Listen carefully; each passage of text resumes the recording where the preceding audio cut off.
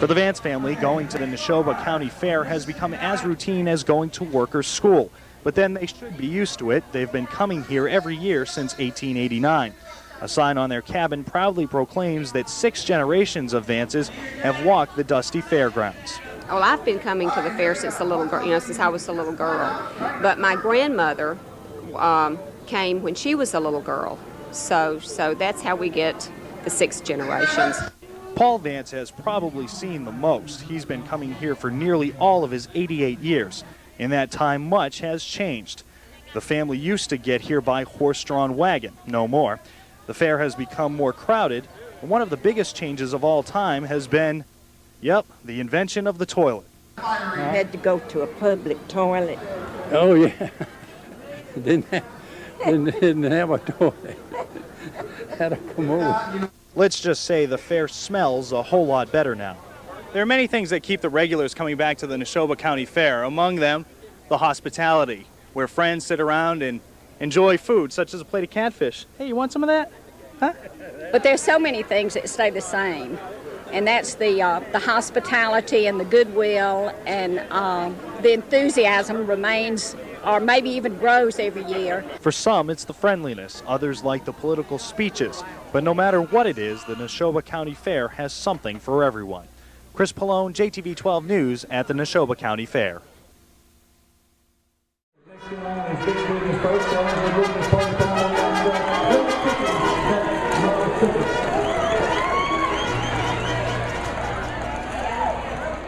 to Neshoba County. Welcome to Neshoba County. Welcome to Neshoba. Welcome to Neshoba County. Welcome to Neshoba County.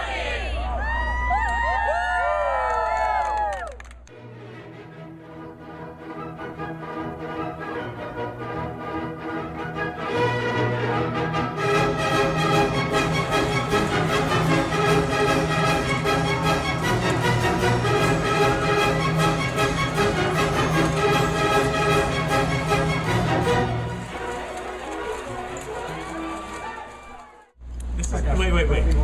You get a gig in Nashville because you get in the right place at the right time, hopefully the right people. You keep a gig in Nashville because you make sure the band leader always has sufficiently condimented food. Condimented. Whoa! That's not a word. That's not a word. Not a word. I don't know.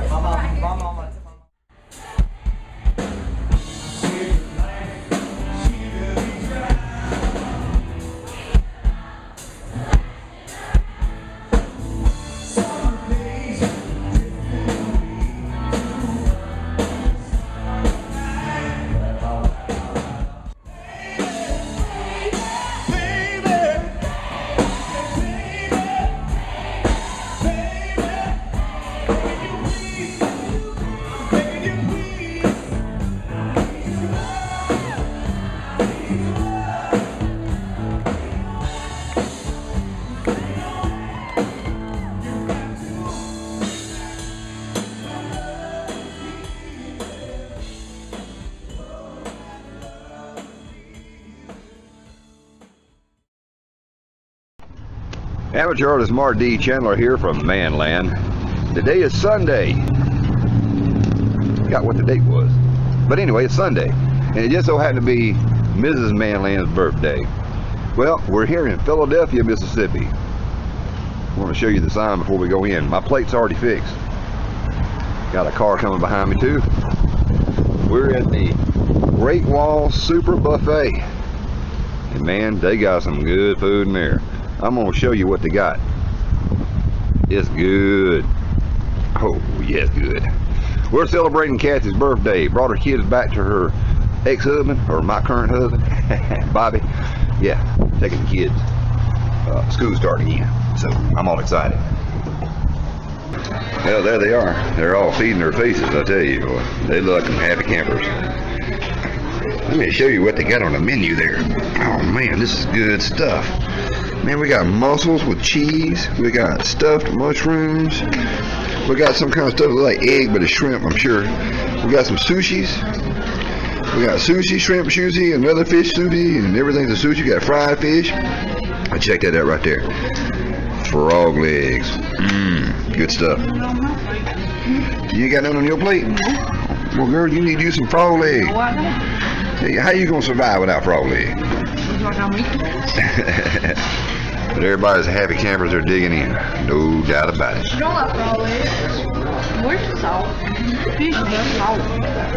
Did you? Well, cheers. Too straight up. And now I got me some orange sherbet with some vanilla pudding. How do you like banana pudding?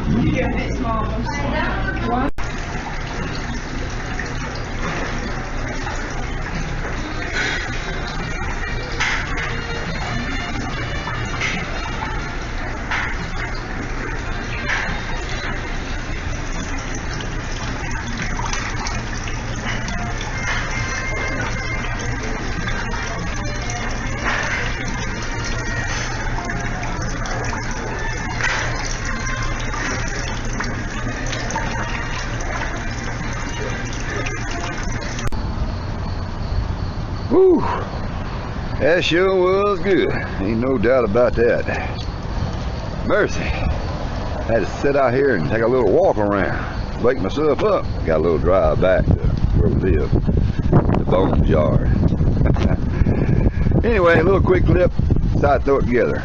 Appreciate y'all coming along with me. Amateur artist Mark D. Chandler once again for Family. You can't get any rides in Mississippi. This is rough, man.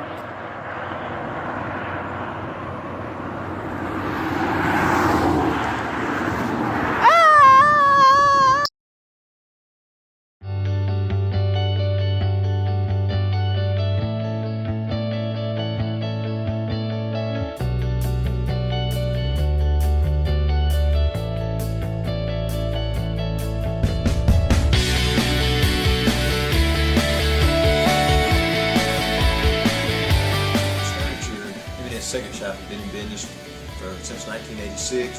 The second shop is a specialty shop.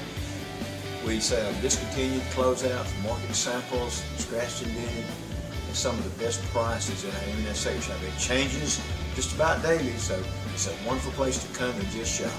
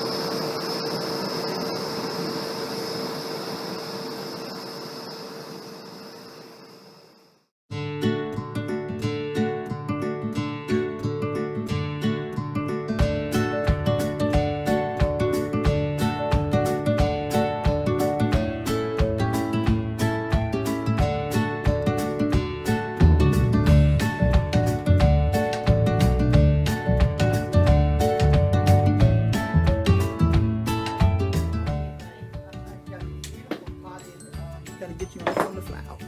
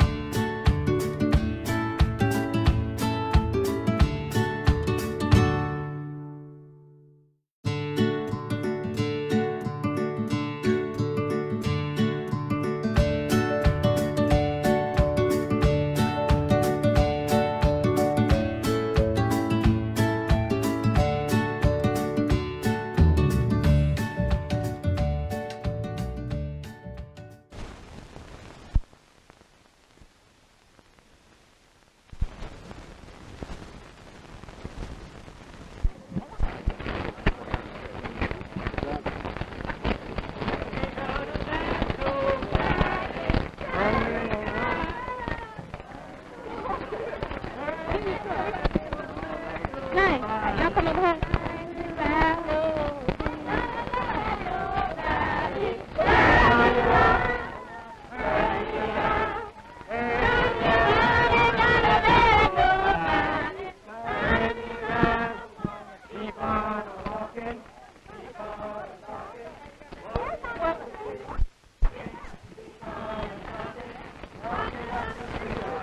How far is it?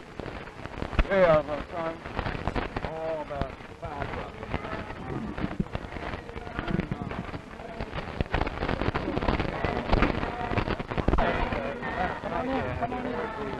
Right after this.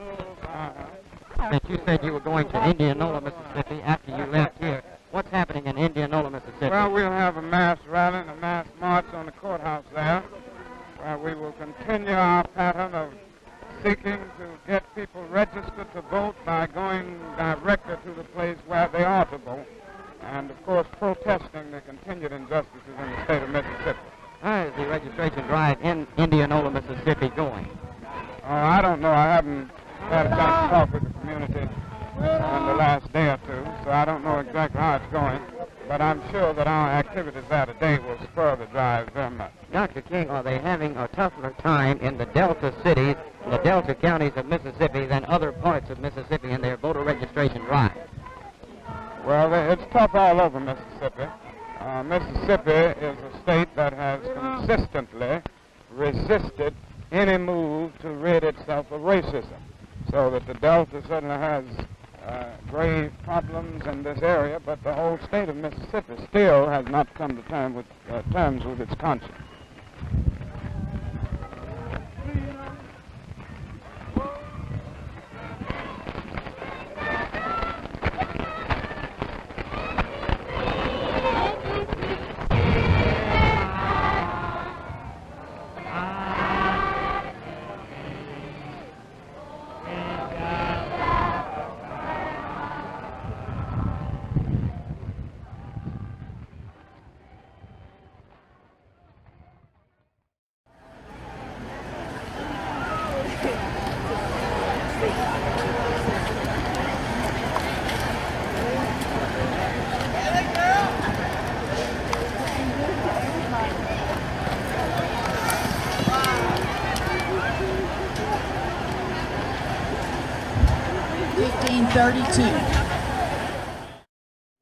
A Pulaski County official has been asked to re-examine an out-of-state murder case, which was a major factor in the civil rights movement of the 60s, the deaths of 3 students in Mississippi, a tragedy recounted in a movie earlier this year. And as Mel Hanks reports tonight, there may now be new developments in that case. Philadelphia, Mississippi, in June 1964. On the surface, a sleepy place where gasoline was 29 cents a gallon. But underneath, a reign of terror led by the Ku Klux Klan against blacks and civil rights workers. In that terrible summer, 3 young men disappeared. The killings, which were chronicled again this year in the movie Mississippi Burning, helped galvanize the civil rights movement of the 60s. For decades, it was suspected but never proven that the 3 men, 2 white and 1 black, had been tortured.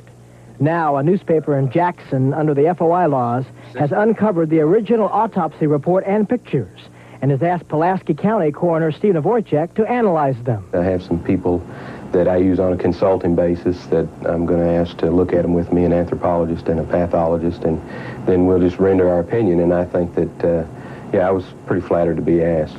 The new evidence suggests one of the victims, the black man, was particularly brutalized. The coroner says his analysis will be completed today. The Jackson paper will reveal its findings on Sunday. The new developments may not lead to arrests. No one was ever convicted of murder in the case, even though 21 suspects were indicted on federal civil rights charges. But the analysis of the autopsy pictures could lead to a better understanding of what really happened that violent summer 25 years ago. Mel Hanks, Channel 4 Eyewitness News, tonight.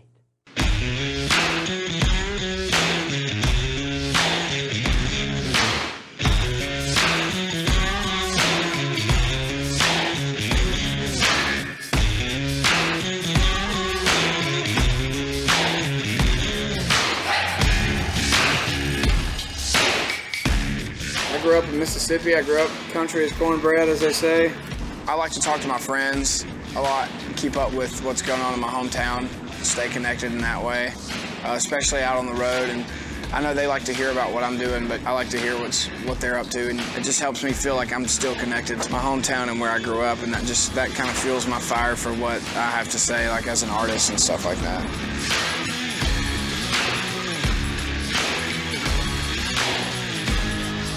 So growing up in Philadelphia, that pretty much like set the mold for like who I am as an artist and as a writer, because I love my hometown.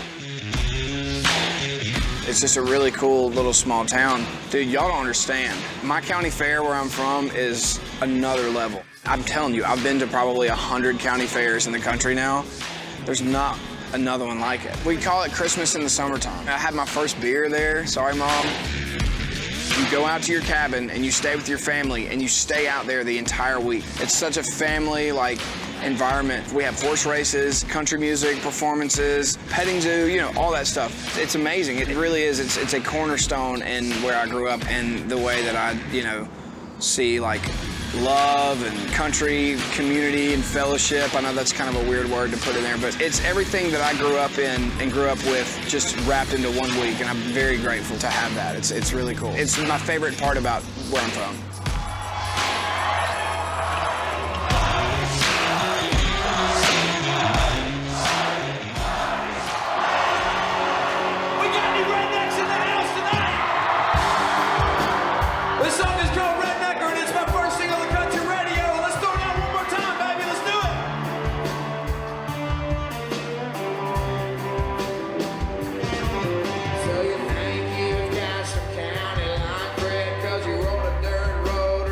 I wrote my first song when I was 17.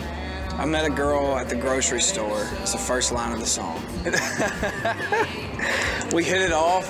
Her name was Caroline. So I had this recording and I sent it to my sister, and she was going to Belmont and majoring in music business. And she pretty much told me, like, hey, there's this thing called a publishing deal where you can get paid to write country songs. And so I went to Nashville to hang out with her and instantly fell in love with the city. And I was like, all right, I guess I'll move to Nashville and try to get one of these publishing deals. You know, that's the most important one I've probably ever written, to be honest. My truck's louder than your truck, and my collar's a little more blue. Yeah, you might think that you're redneck, but I'm rednecker than you. Yes, I am. I got a car parked in my front yard. Rednecker is very different because the song works on a lot of different levels. Because I grew up redneck. I try to be redneck as much as I can, but I grew up around people that are very proud to be where they're from, and I just think that that's a really cool thing. More than anything, pride is the driving force behind the song. Beer drinker, buddy, I got news for you. My town's smaller than your town, and I've got a bigger bucket pass on my wall. Got a little more kick in my draw, y'all. I got a little more spit in my shawl. My truck's louder than your truck. My tick hound's a little more blue. Yeah, you might think that you're redneck, but I'm rednecker than you. I'm rednecker than you.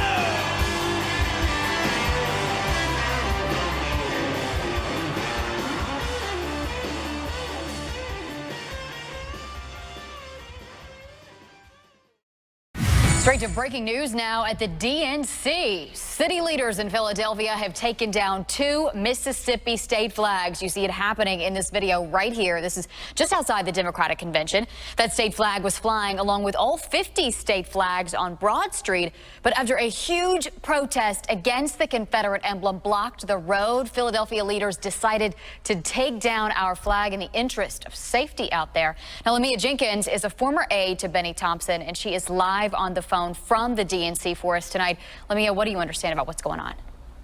Hi, I'm on the ground right here in Philadelphia, working with DNC communications team. We're trying to figure out what's actually happening outside, what the protesters are actually talking about. But it just seems that there's a real sense of unity here at the convention, and I think that this flag was a distraction, and so I think community leaders wanted to remove it so that we can continue to unify the party and continue with the convention. So what are you hearing from other Mississippi members of the delegation there in the DNC? It sounds like you believe removing the flag was a good thing for unity. Are they glad it was taken down? What are they saying? People are really excited. They're happy. They feel that this is a sign that the nation stands with Mississippi, that everyone wants to be on the same accord, that we're here to support Hillary. We're here to get our next president elected, and we're all moving forward with the party and happy that the nation is united behind Mississippi. So I think most of the people here are really excited about it. And one more question for you, Lamia. It sounds like Mississippi members were not really involved in this protest. Is that correct, to the best of your knowledge? To the best of my knowledge, yes, they were not involved in the protest. So this was a surprise to all of you that were at the DNC inside the convention that this had gone on outside just a little bit earlier today. Yes, it was an absolute surprise to us. And it's one of, we have to mention, many protests that we've seen from watching the coverage here. Yes, it's a very interesting environment outside, but inside the convention, we're excited, we're riled up. The delegation is here in full force, and we're really excited to be here in Philadelphia and represent Mississippi. Yeah, we're looking forward to some big speeches tonight. Of course, Senator Bernie Sanders taking the stage there. Lamia Jenkins, thank you so much for joining us on the phone live from Philadelphia tonight. Again, protesters forced the removal of 2 Mississippi state flags outside the Democratic National Convention.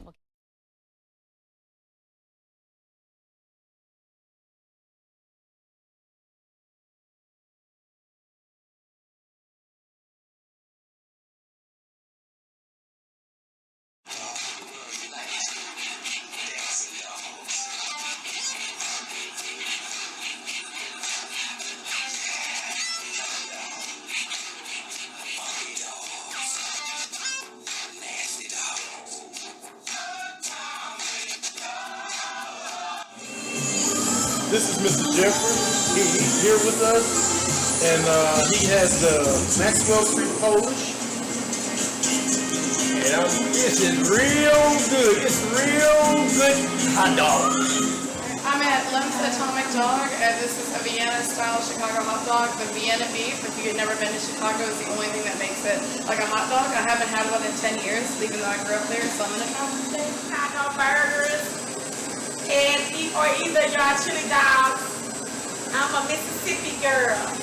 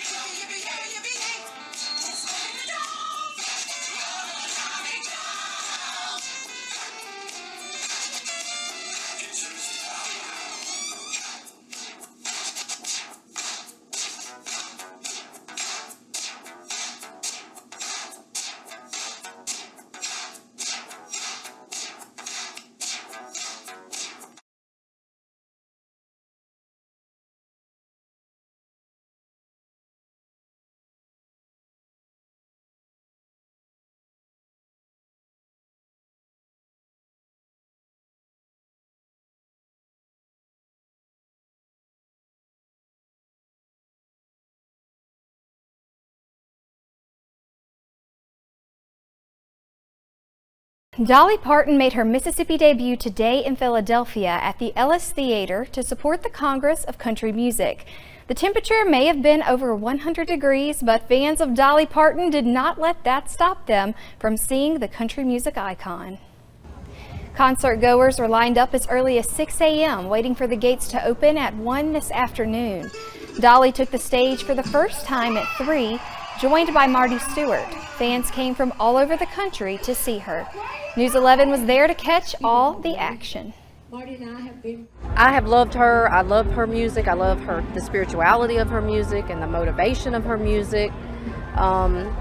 She sets out to do something and she does it. She doesn't let anybody talk her out of anything or sway her from her dreams. And here she is today because of that. I cannot believe that she came here. But when we found out that she was coming, we watched the tickets and I know that she's not going to tour much anymore, so we jumped on the opportunity to come.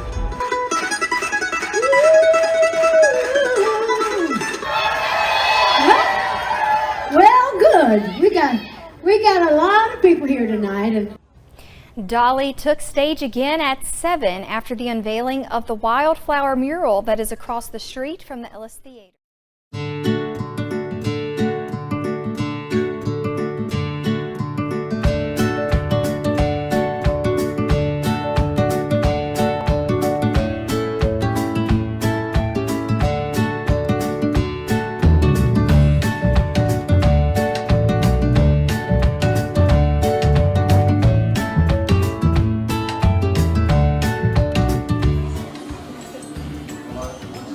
Hello everyone, I'm John Lyle Briggs.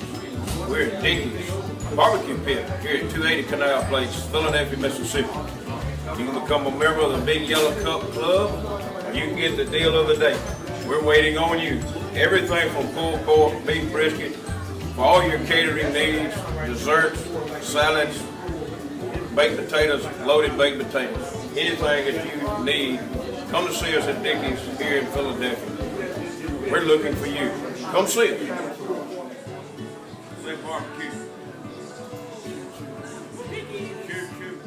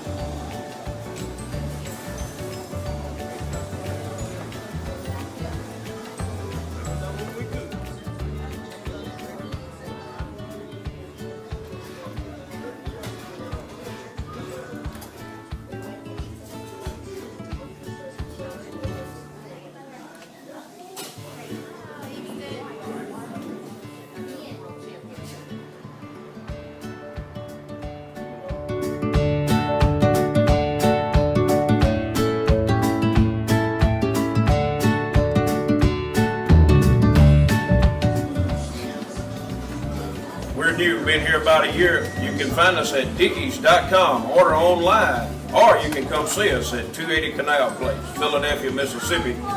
We're waiting for you. Come see us for some down-home cooking. Thank you.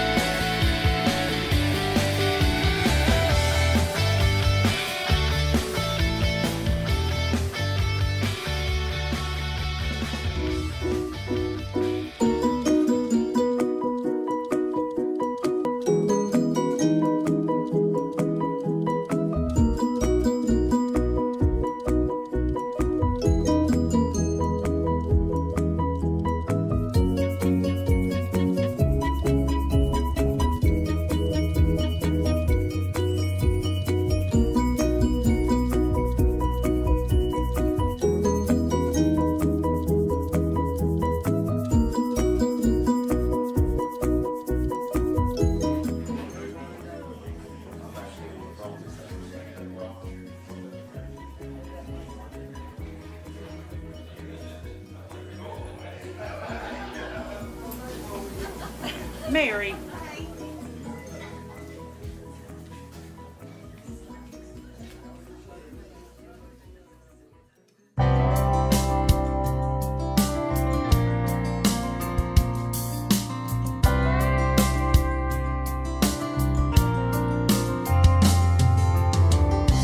There's a stone in Philadelphia.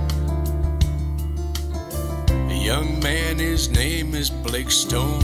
That's his home. Blake's a fan of country music. The music, the stories, the best he has known. There's a few things that Blake also likes, like camping under the stars at night. Blake's mom and dad loves him so very much, and his brother Nick loves him a bunch. Yeah, he does. Nana Shirley and his cousins Madison and Erica, Sophia, Braylon, and Alicia.